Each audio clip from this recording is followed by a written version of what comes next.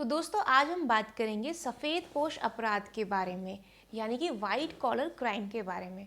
तो दोस्तों सबसे पहले तो हमें ये जानना ज़रूरी है कि वाइट कॉलर क्राइम का मतलब क्या है और कौन कौन लोग ये वाइट कॉलर क्राइम करते हैं और क्या ये आम क्राइम से अलग है या सिमिलर है। तो और इसको जानेंगे कई उदाहरण के द्वारा।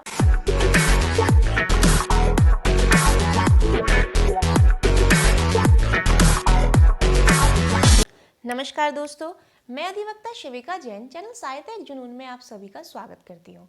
तो दोस्तों आज हम बात करेंगे सफ़ेद पोश अपराध के बारे में, यानी वाइट कॉलर क्राइम के बारे में।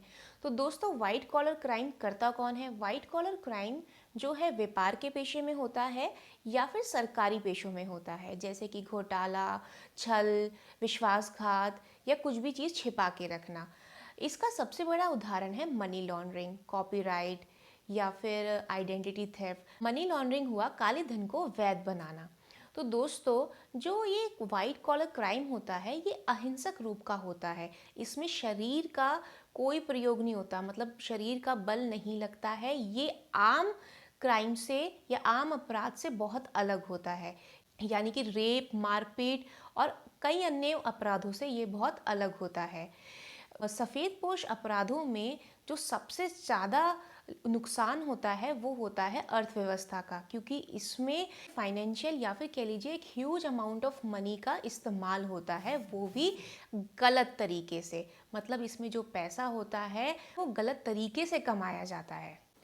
तो जो सफ़ेद पोश अपराध है वो ज़्यादातर ऊंचे पद वाले लोग करते हैं, जैसे कि अपना कोई काम करवाने के लिए किसी को रिश्वत देना।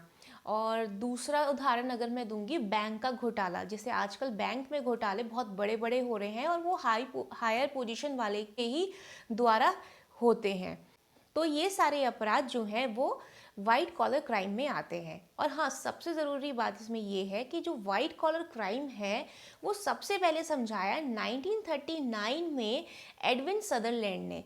एडविन सदरलैंड जी ने ये बोला कि जो वाइट कॉलर क्राइम होते हैं, मतलब ये जो अपराध होते हैं, ये अपराध कौन करता है? ये अपराध ऐसे इज्जतदार व्यक्ति करते हैं जिनका रुतबा होता है, हाई सोशल स्टेटस होता है समाज में, और ये अपराध करते हैं व्यापारों में। तो इसे बोलते हैं वाइट कॉलर क्राइम। और मेनली जो वाइट कॉलर क्राइम जो होता है इसमें ह्यूज फाइनेंशियल गेन के लिए ये अपराध किया जाता है। तो इसका मतलब ये हुआ कि जो सफ़ेद पोश अपराध है वो ज़्यादा से ज़्यादा अवैध रूप से पैसे कमाने के लिए किया जाता है। हिंदुस्तान में सफ़ेद पोश अपराध बहुत ही मशहूर है। कैसे? जैसे कि अगर हम आम तौर की अपनी ज़िंदगी की बात करें, हम खाने की चीज़ें खाते हैं, ये सोच के खाते हैं कि हम बहुत शुद्ध खा रहे हैं, परंतु उसमें मिलावट होती है।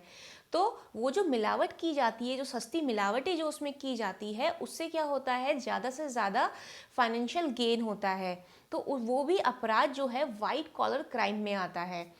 तो और दूसरा अगर मैं उदाहरण दूं तो वो है ड्रग्स का, और तीसरा इश्तिहार देना, गलत इश्तिहार देना। तो ये सारी चीज़ें सफ़ेद पोश अपराध में आती हैं। सफ़ेद पोश अपराध को ऐसा भी कहा जाता है कि ये ऐसे अपराध हैं जो कि पढ़े लिखे लोग करते हैं, और ये ऐसे अपराध होते हैं जिनका पता लगाना बहुत ही मुश्किल होता है, क्योंकि इसमें जो अवैध वित्तियों का जो लाभ होता है वो बहुत ही ऊंचे स्तर पर या ऊंचे पद वाले लोग करते हैं, जिसमें काफ़ी लोग शामिल होते हैं।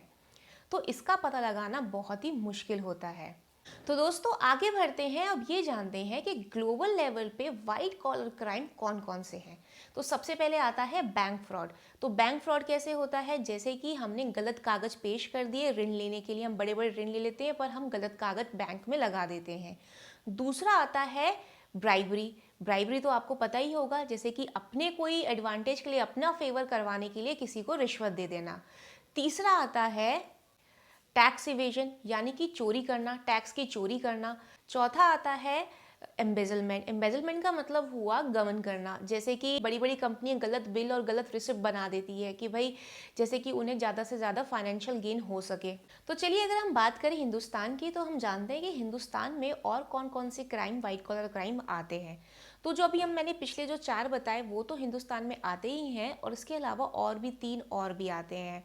तो पहला आता है आइडेंटिटी थेफ्ट। आइडेंटिटी थेफ्ट मतलब क्या हुआ, जैसे कि आजकल डिजिटलाइजेशन का ज़माना है तो किसी के लिए भी बहुत ईजी हो गया है किसी की पर्सनल इन्फॉर्मेशन चोरी कर लेना या निकाल लेना। ठीक है। अब दूसरा आता है साइबर क्राइम।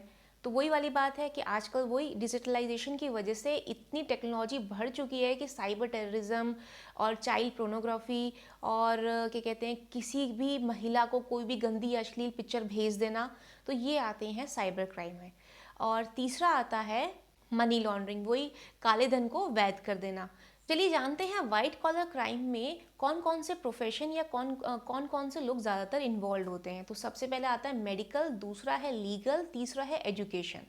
तो बात करते हैं मेडिकल की। मेडिकल में क्या होता है, जैसे ने फॉल्स सर्टिफिकेट लगा दिया, तो फॉल्स सर्टिफिकेट कौन बनाता है, डॉक्टर बनाता है, तो उसको उसके बदले पैसा मिलता है, तो वो होता है अपराध, सफ़ेदपोश अपराध उसे बोलते हैं।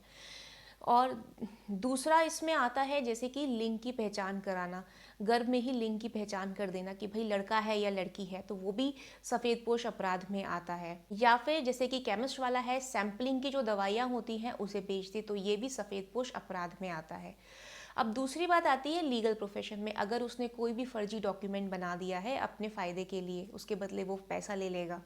तीसरा आता है एजुकेशन। एजुकेशन में बहुत ही हाई लेवल पे वाइट कॉलर क्राइम होता है। कैसे, जैसे कि एडमिशन के समय पे आपने डोनेशन ले लिया, ह्यूज अमाउंट ऑफ डोनेशन ले लिया, और अगर जो मेरिट बेस्ड सीटें होती हैं उसको रिप्लेस कर दिया डोनेशन सीट से। ये सारे लोग इन्वॉल्व होते हैं ज़्यादातर वाइट कॉलर क्राइम करने के लिए। तो दोस्तों आज के लिए इतना ही। उम्मीद है आपको ये वीडियो पसंद आया होगा, तो उसे लाइक, सब्सक्राइब, शेयर करना ना भूलिएगा और बेल आइकन का बटन ज़रूर प्रेस कीजिएगा। और आपको इस वीडियो से रिगार्डिंग कोई भी प्रश्न पूछने हैं तो मुझे कमेंट बॉक्स में लिखकर ज़रूर बताइएगा। नमस्कार, जय हिंद, जय भारत।